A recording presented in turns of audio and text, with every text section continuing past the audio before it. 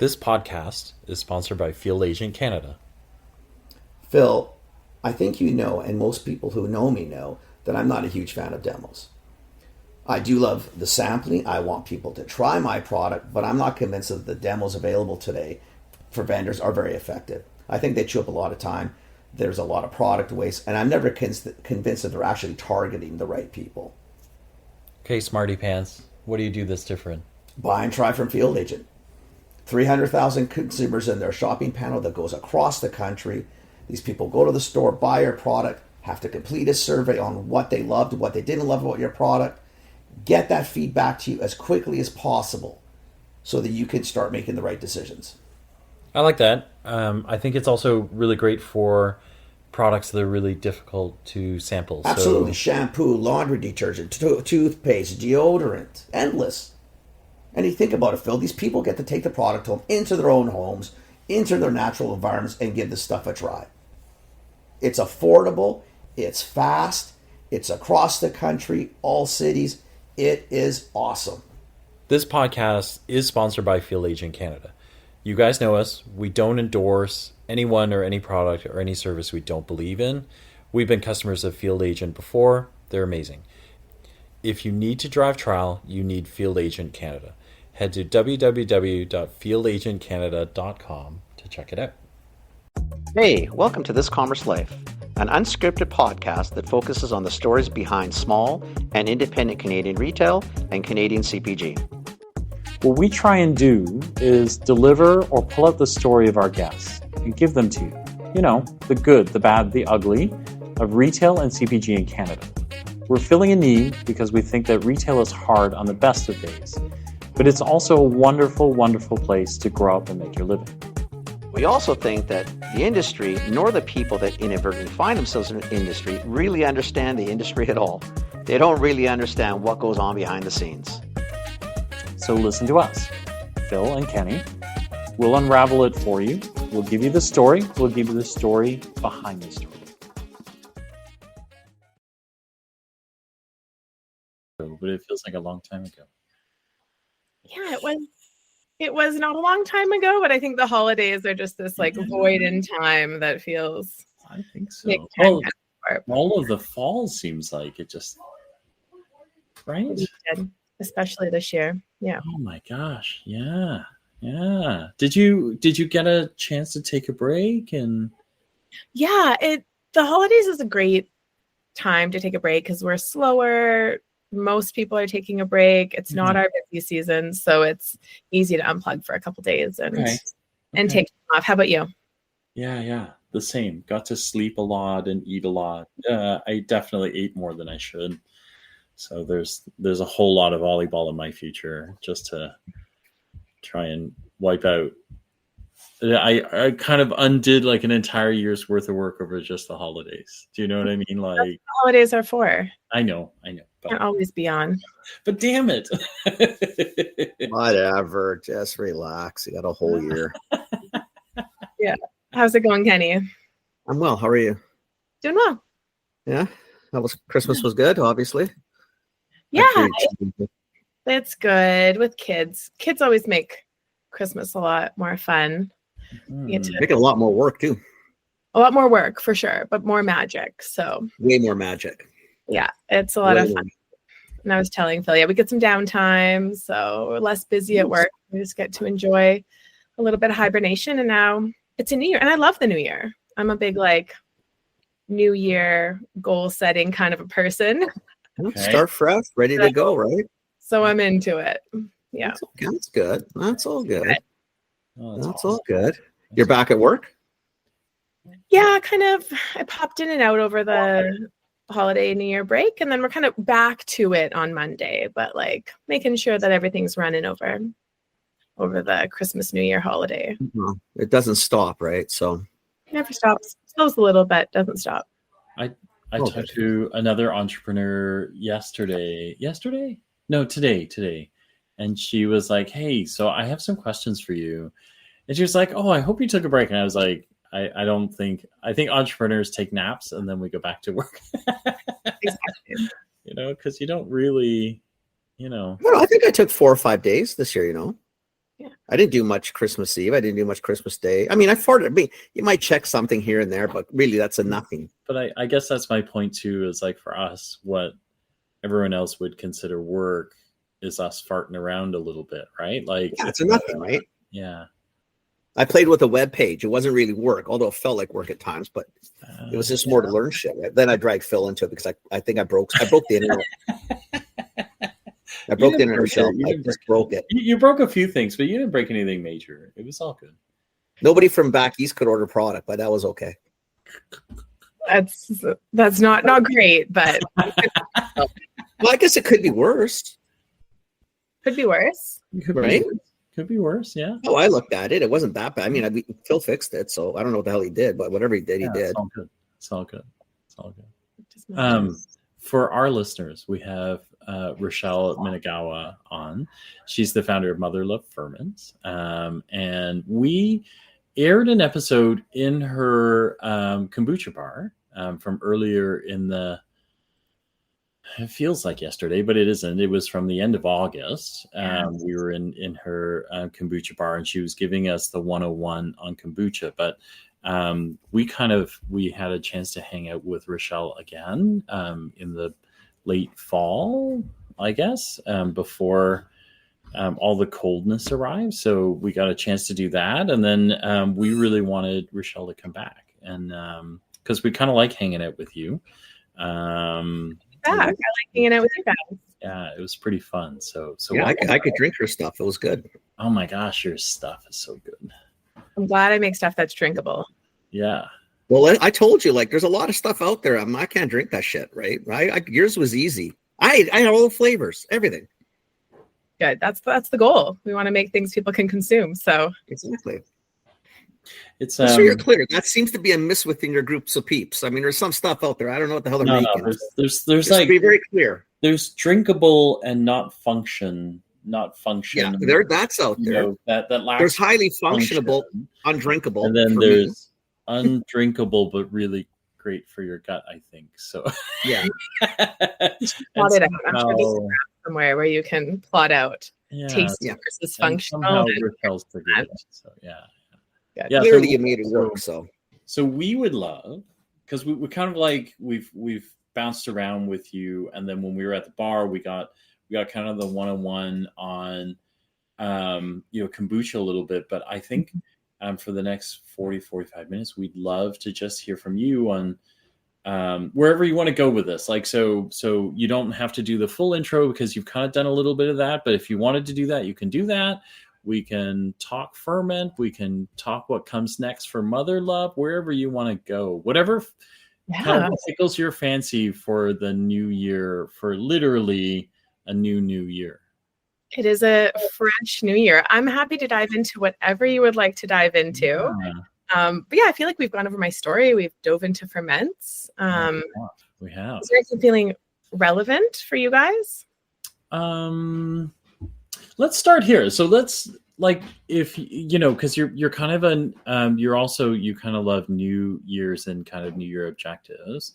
What 2024, was there anything that felt like extremely hard, or things that you need to, things that were kind of beyond the scope of normal for what you thought were, kind of limitations for your business that you had to conquer? And that probably leads you into like what you're going to tackle this year. Yeah, at the end of the year, I always do a year recap. I do it for my business, I do it for my personal life, and I love wrapping something up. And then you get a chance to reflect and be like, oh, I did this really well.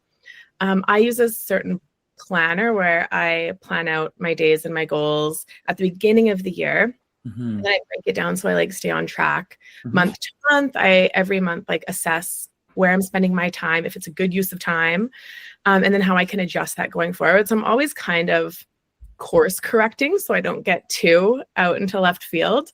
And then when I wrapped up this year, it wasn't an easy year. I don't know if I've talked to any entrepreneur who was like, yeah, 24 was a breeze. Like, that was my year. It definitely felt harder. For a variety of reasons. Like, we're in the Okanagan and we didn't have a lot of tourism. And so our business, we do the manufacturing and distribution, which is the largest part of our business, but we also have a storefront. and that we need people to come in. And we have our locals, but we're a big tourist town. Like Kelowna really thrives off the summer income to get through the slower winter months. So I know that affected a lot of businesses. And then just people don't have as much to spend. I kind of like, it's the same boat everyone's in. So I feel like when that happens, I always have to get a bit more creative. It was the same with through the pandemic. It's like, ooh, how do we pivot? So the biggest part of this year was getting things ready for a solid next year. Like we had good growth. I think we grew 16% last year, which is not bad for our industry in this climate. And then we had really big growth. Double-digit growth is a big deal. Like high single digit is already, so 16, good on you. That's a big number. It was good. And then we have even more projects lined up for next year that'll bring in even more revenue. But it's always like, I can take on more work, and I tend to just take on more work. Like I'll do it, and then I have a bit of time blindness where I'm like, oh, I didn't realize how much time that would take, the thing that I took on. So it's like, how can we then optimize so that we're doing better but not working harder? And that's kind of the point of the business that we're in. I'm on year 9. This will be year 10 we're going into. And it's like, when you start a business, you're going to hustle. But there's a point where you like want to optimize. So it's a little more rinse and repeat, a little less like creating opportunities. And I feel like this previous year, 2024, it was a lot of creating new opportunities still, because the world just keeps changing. So I definitely worked hard, created new things, but I love that. I love change and I love new things, but it's keeping that in balance, because I can go to the side of taking on too much, doing too much, working too hard, and then getting overwhelmed. So I think I felt probably more burnt out this year than I ever have in my past 8 years in business. So it's just figuring out how to keep that all in check, where you're still growing and still making really big opportunities, and then not feeling like you're just trashed at the end of the year. Do you want to just give us an idea? You don't have to, but do you want to tell us what you sort of did that was a little different this year in terms of even what you took on? I mean, I know some of the things you were talking about, because you and I have had some chats, but just out of curiosity, because I think sometimes what listeners, you're 10 years in, we have a lot of listeners that are in that 1, 2, 3. Yeah. And every minute seems to be a new day, right? Where you're starting, at least after 10 years, you might get a week that holds the same as the previous, and might be that's it, but that's a better run than just, hour by hour. Totally. Yeah. Our local business, like in the Okanagan, is pretty solid. We've had customers that have been working with us for 6-7 years. This year we extended our distribution. So we've been working with distribution for the past 3 years, and we got a new distributor that kind of opened up more opportunity in the West Coast, more retail locations in the Lower Mainland, which we're trying to move into and be less seasonal, because Okanagan is such a touristy area. We just want to kind of level out that seasonality as much as we can. So that was one. Looking at taking on private labels is another, because if we've built this facility, we can produce our products, but that only has a certain amount of growth. So if we can, whatever we can pump through our the machines running infrastructure is going to be like another easy project. So we do diversify a lot in the space that we have. We have the manufacturing, the kombucha bar, and then there's a mezzanine above that we rent out as like a photo studio or for events. So we manage that as well. And that's great, because that's busy in the winter when photographers aren't outside as much. Right. So there's all these wheels that all bring in a little bit of revenue. And so that's been the last couple of years, is establishing those channels. And now it's just tweaking them so that they make sense. Like re-looking at something, I think it's good to look at your business every year and be like, what am I doing? Is the time that I'm putting in valuable for the amount of money it's bringing in? Like, could my time be better spent elsewhere? And so I think that's what we're doing, is like, we have all these things. What makes sense? What doesn't make sense? And then just leaning into those things, that 80-20. Because it's really easy as an entrepreneur to just like check emails, and you're just doing stuff. So you just like do all the things almost equally sometimes, I find. But it's not equal. There's some things that are probably easier that'll bring in a lot more. That's what you can totally tell when someone's maturing into like business. Yeah. It's no longer just, it's not, hobby's a bad choice of words, but it's no longer that thing that you do. Like you start to think and say, okay, if this is going to take up 40 or 50 hours a week, there better be a better 40 or 50 than I gave last year. Like I want something more out of this, right? Like, because it does. Otherwise you'll find it's all consuming. But if there's nothing at the end, what are you doing this for? Totally. Right. Well, then you have the history, that like record of when you've said yes to something, how much it took up. And you're like, oh, that wasn't worth it. Like, I wouldn't do that again. Or like, oh, that was easier than I thought, which is not the case. And you're like, this is a thing I want to replicate. So we did like a private label, or like a co-brand kind of, for a commercial real estate. What is it even called? I don't know the best way to like describe it, but they build apartments, people move in, and then they get a welcome gift. And in the past they've done like classes with their in name embossed, but they're like, people don't use it, but if they can move in and have a 6-pack of kombucha, it's just like a nice thing. So we did that for a bunch of units, and I was like, this could be difficult, but we gave it a try, and it wasn't really difficult at all. We just printed a different label, put it on our existing SKUs, and then it was like a little co-brand that worked well. But you don't always know going in. Like that could have eaten up a lot of time and not been great. It's like they were easy to work with. It was a nice project. So when you've been in business long enough, you've had enough of those kinds of things where you can gauge ahead of time. And then I say no to a lot more things. And then I take chances on things, but I have a bit more like wisdom behind what I'm going to take a chance on. And I think that gets better as you age into business. What markets, if you're still doing markets, what trade shows? Do you need to do them all? Is everything always the best thing to do? Or can you pick the top 5 and just go? You learn some the hard ways, and then other ones you get lucky, and then you make better decisions the next year. So it's just a constant graph. So last year was the same. The hards are a little harder. And when did you because I can hear you settling into, I don't know if a groove is the right word, but I can hear you. It feels like it though, Phil. I get it. Like when did you always know? Because we see this too, right? Like I think you see lots of businesses where business owners come into it and they go, 3-4 years, I'm going to grow this thing and I'm going to get out and go do something different, right? And then, where you are now, there are a lot of owners who get to this point and go, I don't want this thing. Like, I don't want to be here. But when you talk, I don't hear that. What I hear is someone who's kind of like, this is what I do. Yeah. I'm not trying to put words in your mouth, so that's not what it is, but it feels like you kind of go, look, this is who we are. This is what we do. We do what we do, I guess is, so there's a real, you'll feel the frustration. Like I've talked to so many people, and at year 10, a lot of them are just thinking like, Christ, if someone would just come to me and just give me something, I'd get the hell out of this in 10 minutes. And I don't hear any of that from you. No. I have once a day I want to quit. But I think I get that, where it's like, oh, this is too much. Like I would just rather clock in and clock out. Like you get those moments where you're like, give me a paycheck. I just want to go home. But I also am less attached. Like I grew the business. I love the business.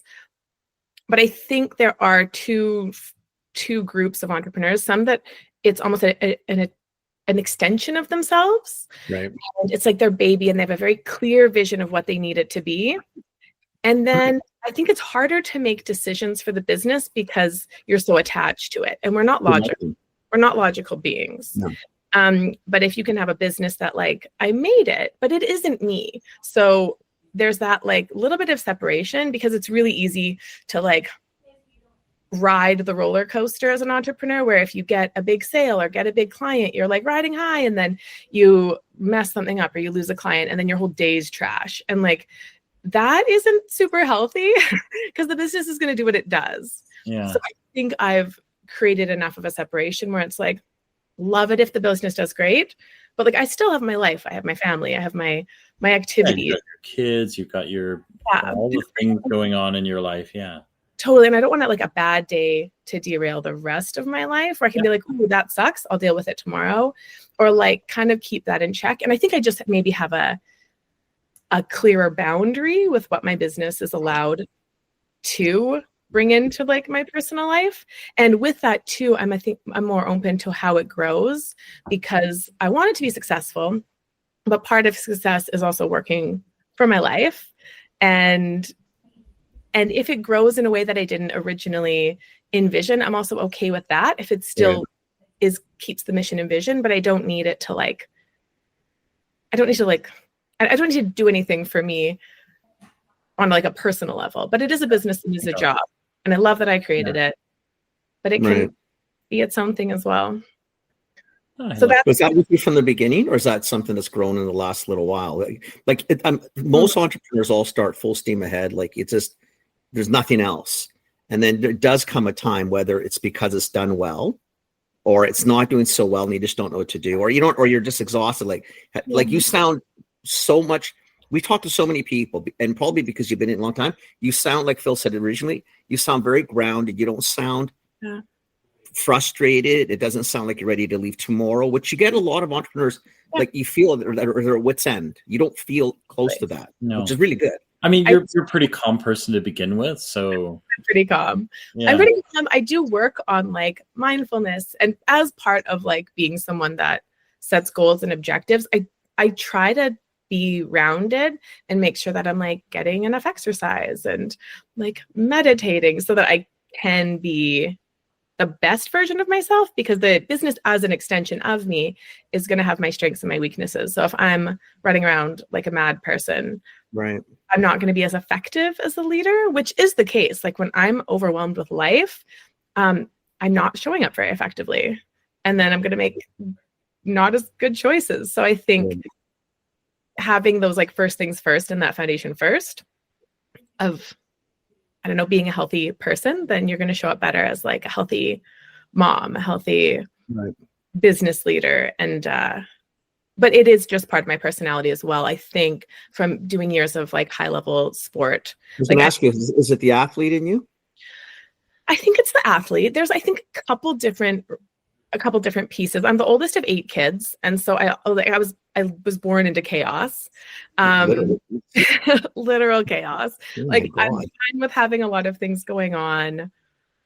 A big house, you have to get along with a lot of different personalities. Doing sport. Such a diplomatic answer.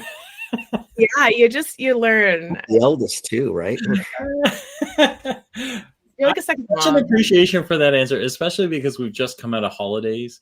So if you had a household of family, dealing with multiple personalities is. And the eldest one is a funny. It's a great spot and not a great spot, right? And with 8, I can't even imagine what the eldest in 8 looks like. It's wild. Yeah, no shit. I'm like a second mom. I'm I'm also at the one people come to with problems. I'm a great problem solver. Right. You learn how to have like clear boundaries younger, because there's like so many people in your space that you kind of figure it out. So when you're just throwing in, you develop these things quicker. And then as an athlete, there's a personality, I think, that you develop as an athlete where you're okay with a bit of pain if you have a long-term goal. Like it's that delayed gratification where I'd be happy to train. I think I would train 5-6 days a week, 3-4 hours, 2 practices a day, because I did sports, track and field throughout high school and then into university. And you're just used to going because you have this goal at the end. And it's not promised. Like you can get injured. There's things that can happen, but it's that go sideways. Yeah. Keep going because I bought into this. And it's, are you big goal setters? Do you find the same, or is this different?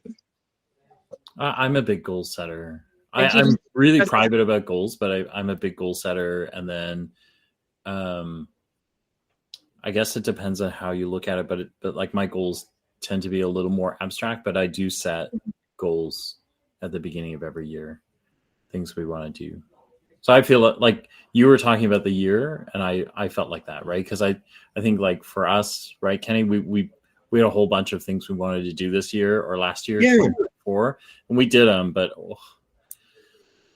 it's all good though. We like limped and dragged, like literally last gasp into the end of the year, and then kind of limped our way into the holidays, right? So we got there, but God. doesn't have to be pretty. You still got Oh no, it was As not. long as you get there, I don't think sometimes it matters. Yeah, it doesn't have, I'm not gonna win any award on how well we looked at the end of it. As long as we're good with any it. awards for the way we look anyway. Well, But exactly. So what's the difference? I mean, it's an easy then.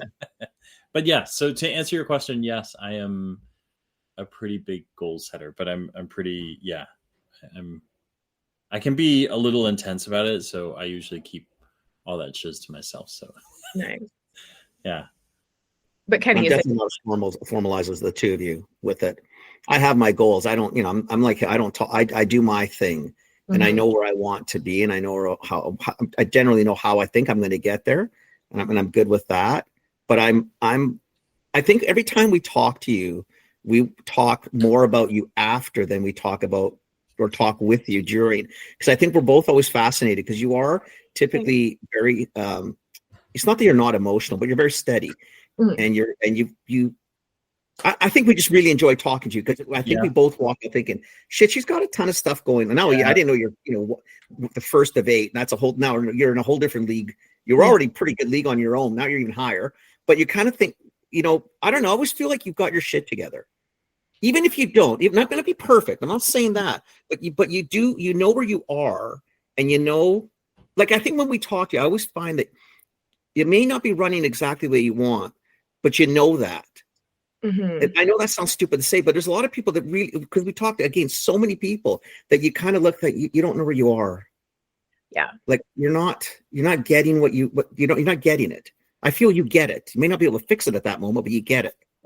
Yeah. And that's an intention that I definitely have, is to know everything I can about whatever I need to know. So in any topic I have, I want to know about it. So even with me, and I think this is important for all entrepreneurs, but if you're your business, you should know yourself. Like, you should know your strengths, because that's your business strengths. You should know your weaknesses, because that's your business weaknesses. Absolutely. You're not going to do something fantastic in business that you can't do in your own life.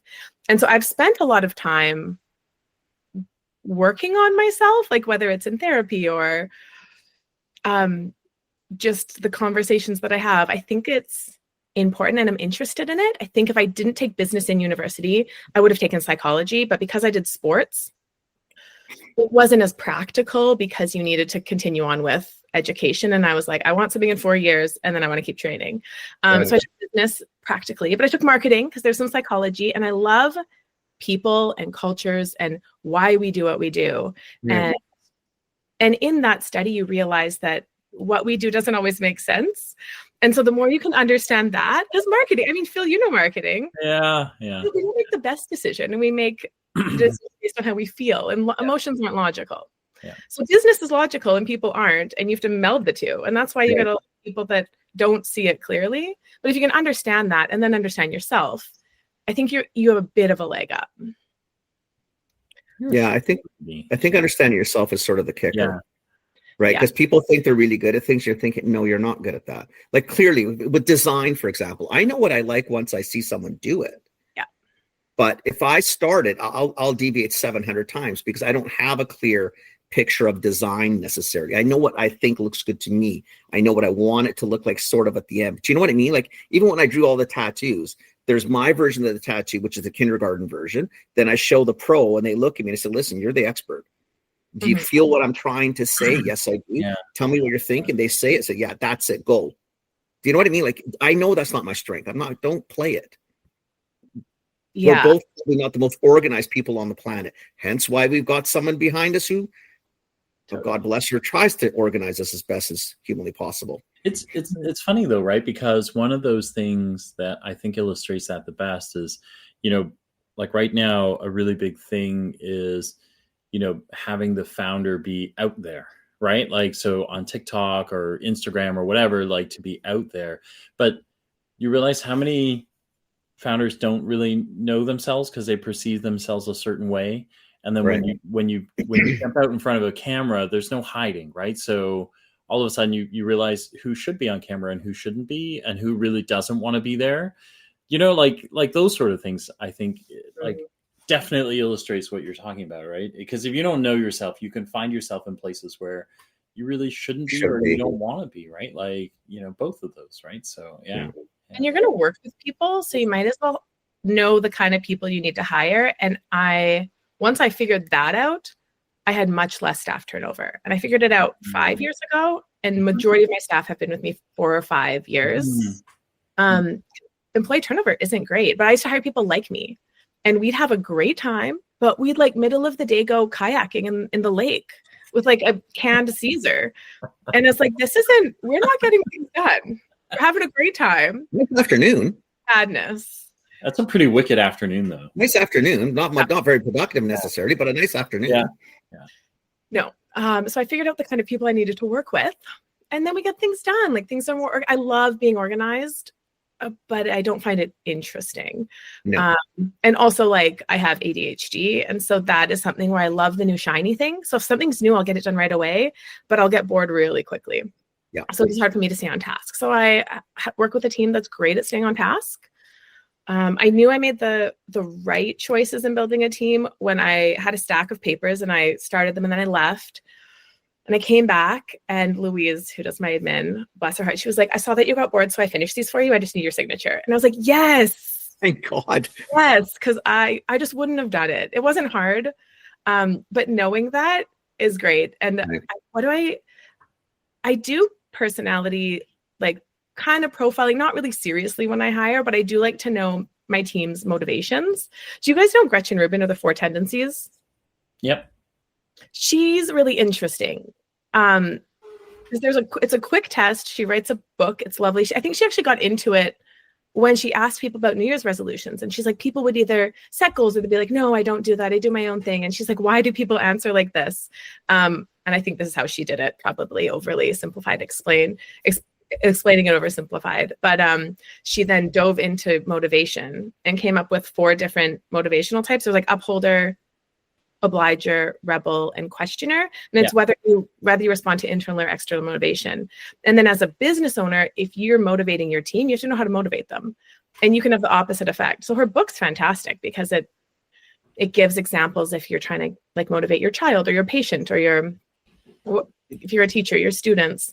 And I found that really helpful in understanding how I motivated and then how to work with a team. So all these kind of things I'm just naturally interested in. And I think if that's applied to business, it's super helpful because it's people.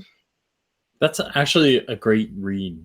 That's a really great read. Like I'll put the link in our in this podcast episode, but if you haven't read it or you haven't read it in a while, it's actually a great read. I just threw you the link, Kenny. Okay. I may have read it. Who knows? I'm pretty sure I have not read this. Do you know what you are, Phil? I don't remember now. It's been a long time since I've done it. And then, it's easy to even you would know even by the descriptions. It's not one of those tests that's 100 questions and then you're a combo of numbers like Myers-Briggs. I don't remember. I think I was an obliger, but I don't remember. I think I'm a questioner. I'm always that side. Probably. Yeah, more the pain in the ass. I can see it as a questioner.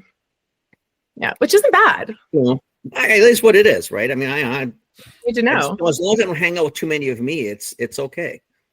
Totally. Well, right? No, but that's why you hire different, right? Like so you're who is your admin person? Louise.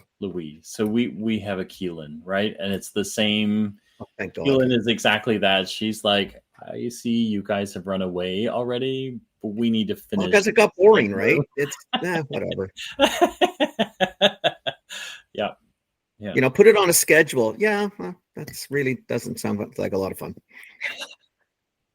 Totally. Needs to be fun. And if you can make work fun, that's helpful too. That's all of it. Like, it was funny. I watched you that day we were when we were in Kelowna. And, you know, I as much as I love, you know, Gary bringing up all the grant stuff and the grants this, grants that, which I love the concept, but you're out there, you're within minutes. I can see smoke on the computer, like you're filing away. And all I'm thinking, shit, I got to find somebody who can do this. I really have no desire to do this. Even though I really want this, I have zero motivation to do this. Like, none. I can do it. I know it's good, and I know I should do it. Doesn't matter. Yeah. But you need someone to do it for you. Or I know I have to do it quickly because it was new and exciting. So if I applied for it then and did it within the first 24 hours, it's done. Well, you know. But I wouldn't have done it a week later. So you have to like jump on it when it's fresh. But that's why it's good to know like how you work. If you're a procrastinator, there's tricks. Gretchen Rubin's book's great because it gives you tricks to working with your motivational type. And then you can trick yourself into doing what you need to do. Feel good. Yeah. Yeah. Yeah, I think that's right. I think I was an obliger. Because the obliger is the one that meets outward expectations, but then resists your inward expectations, right? I think that's the one. That's obliger. Yeah. I think that's why I keep a lot of my goals internal, right? Because, you know, if I say it, yeah, I got to do it, but I don't know, you know, but if I keep them all inside, I'm way more committed to them because I want to beat that personality trait. But Totally. Yeah. Upholder responds to external and internal motivation. I'm an upholder. So if I want to do something, I'm going to do it. And if you want me to do something, I'll do it. Like it's just really easy to motivate, which is just part of my personality. And then obliger responds better to outward expectations, questions external expectations, but is internally motivated. And rebel just doesn't want any motivation. If I should do it, I'm not going to do it. They're not going to eat their vegetables. So that's, I think, the trickiest to motivate yourself if you're a rebel personality. Kenny might be a rebel, actually. That's how I feel. Yeah. You see what just happened there? We suggested he might be a personality. He's like, no, I can't be pinned down. Whatever. No, the answer. I like to be a little bit of each. Depends on the mood I'm in. Depends on the time of day. Lots of things. Not subscribing to. Not subscribing. No. The answer is no. Hilarious. Okay, so what comes next this year? Like you found a pace. Last year finished a little crazy, right? What happens this year? What do you want to do this year? Grow the wholesale, of course, because that's the biggest part of our business. We have the biggest opportunity with wholesale. You can only get a certain amount of people through the door if you have a brick and mortar location. So it's definitely to grow wholesale through distribution. So we have some plans for doing that. Doing some more private labels.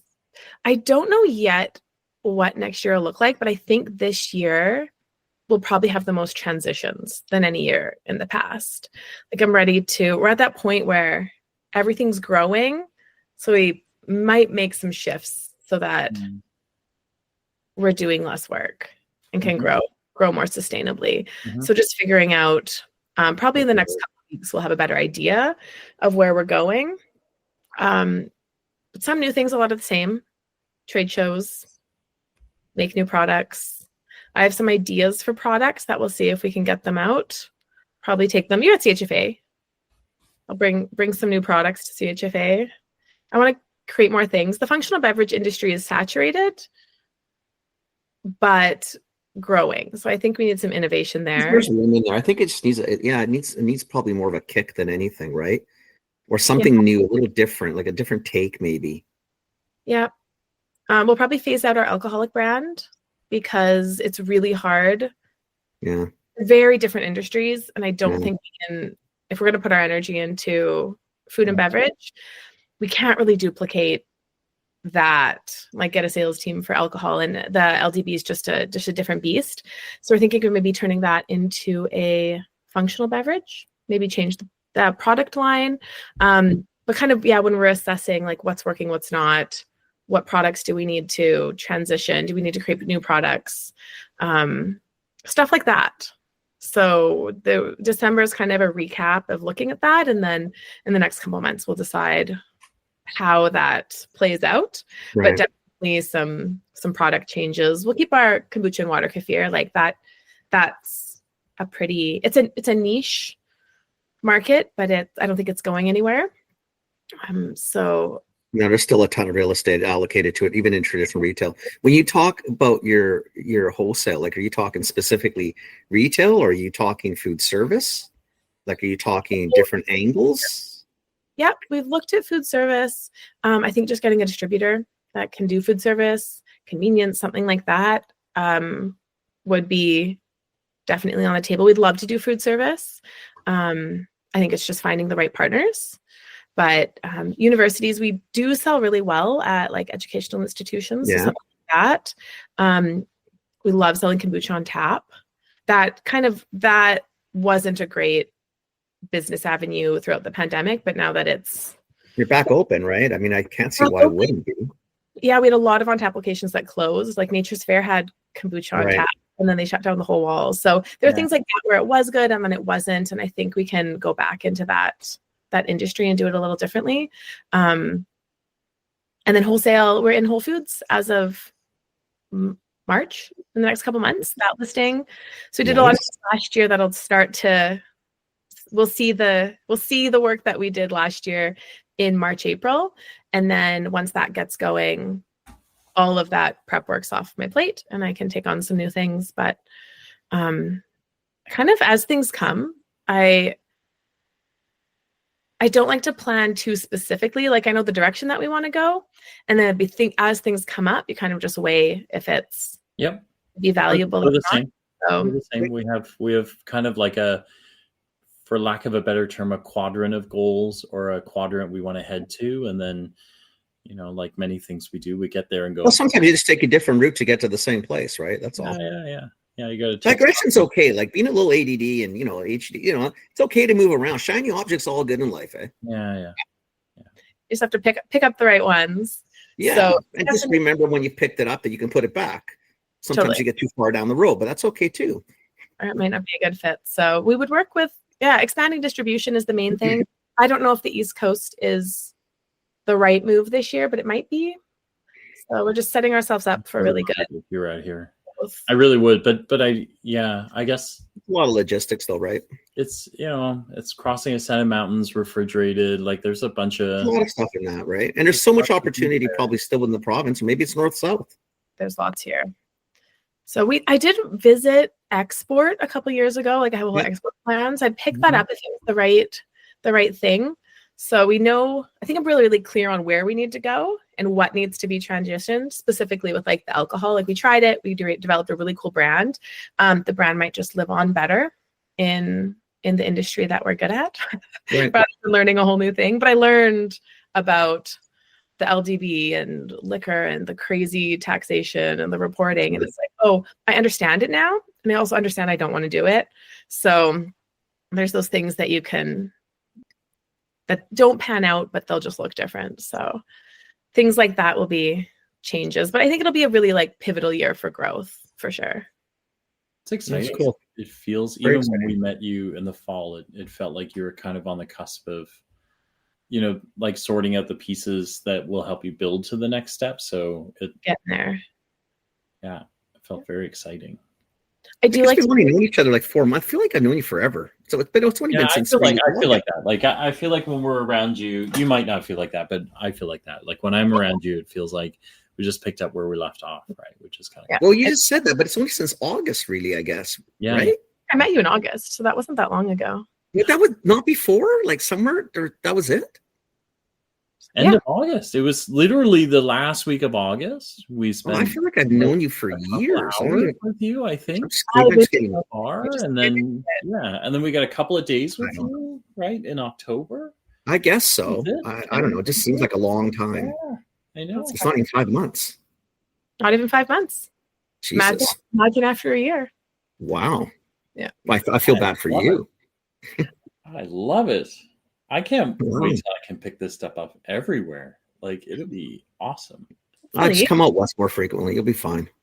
Yeah. How about for you guys? Anything new this year that you really want to do? Milestones. I'm going to make Phil share something on his personal list. I think Phil spit something else sooner or later. We so we had an epic year when it came to video and like putting out video properties.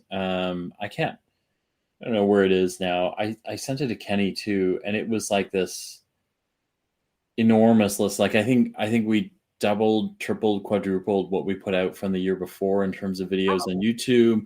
We picked up all these. So I think this year is a continuation of some of that video property, maybe honing what we look like and what we sound like, and then really doubling down on local. Like I think the thing that I was thinking about over the holidays when I was taking a break was just how much the government in general likes to talk about supporting local and then wants to go out and find a foreign competitor. Totally. Like something just, and you realize like, you guys aren't hearing us, right? Like we have a lot. I'm not hearing anybody.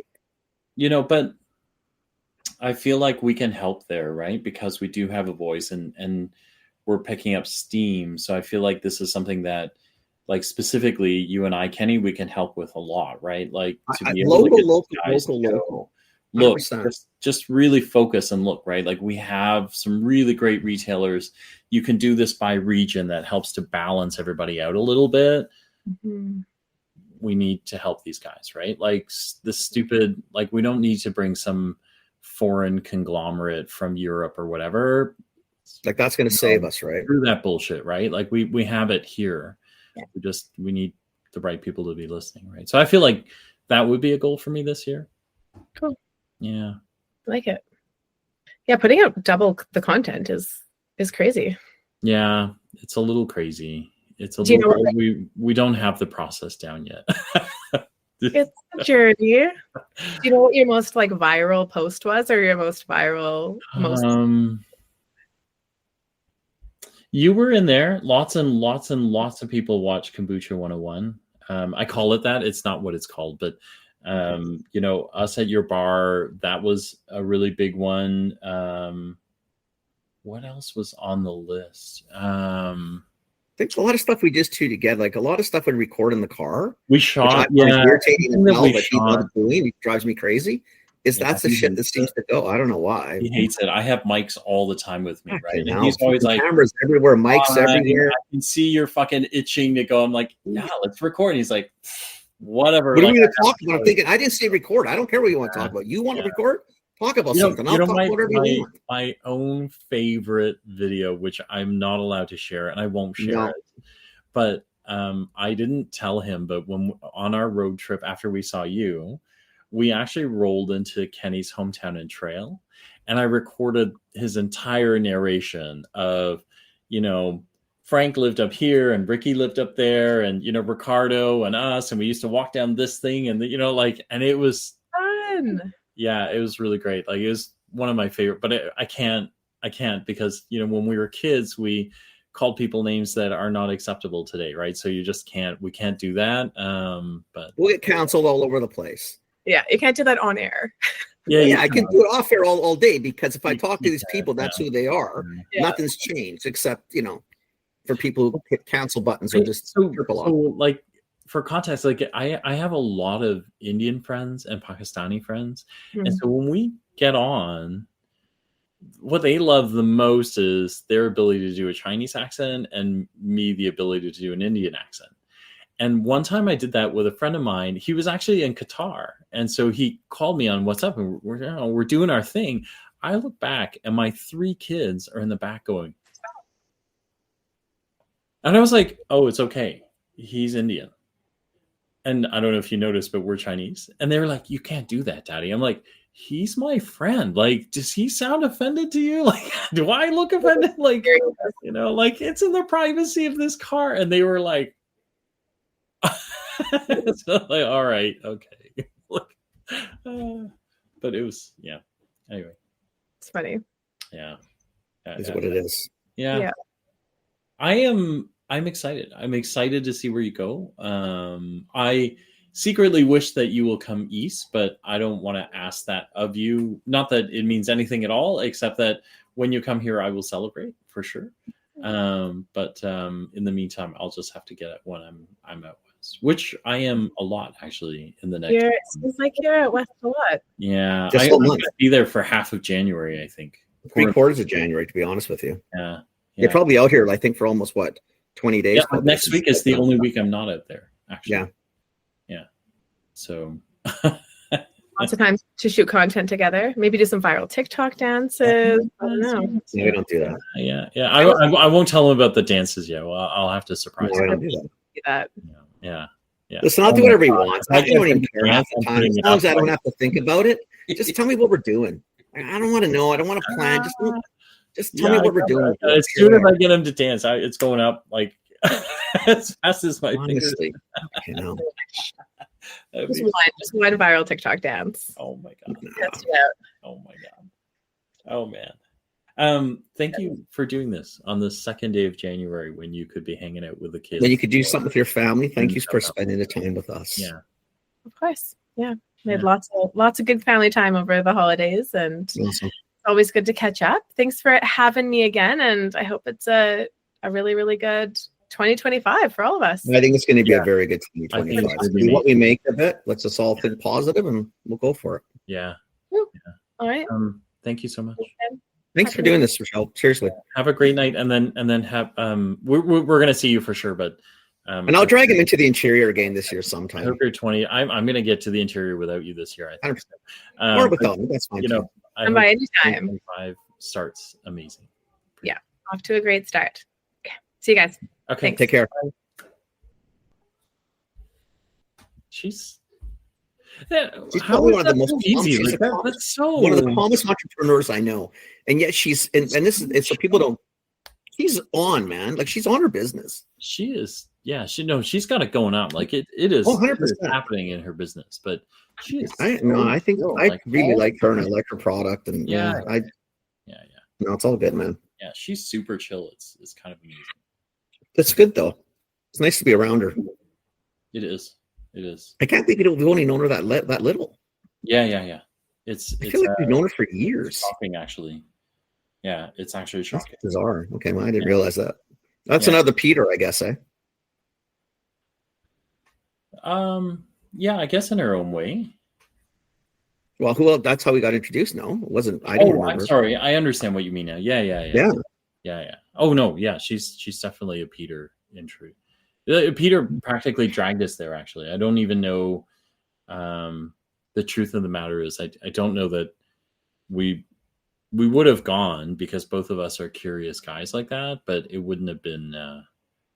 We would have been like, oh, we must go there, right? Like it would have been like, fine, we'll go. You know what I mean? Yeah, we'll go. Whatever, right? Yeah. I'm glad he did it. It was good. She's. I really like her. I think she's got just. I don't know. She's got her shit together. Good product line. Like seriously, when you can drink. Again, I mean, I don't like kombucha. To be honest with kombucha, I really liked her stuff. All of it. All-time flavors, 11 flavors. What the hell did we drink that day?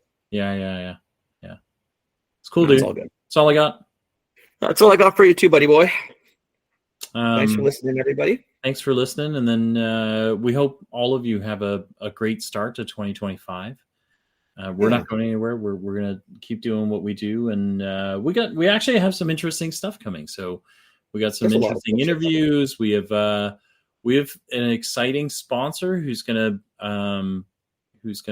help us with the year. I'm pretty excited about that. I think he does something amazing. So. I think he does a lot of cool stuff, right? Yeah. So we'll see him at the end of the month too, right? In Vancouver. Yeah. And then I'll see you. Not end of the month. I'll see you in a week or so. Yeah. Okay. Awesome. Sounds good. That's it. Thanks, everybody. Okay. Bye.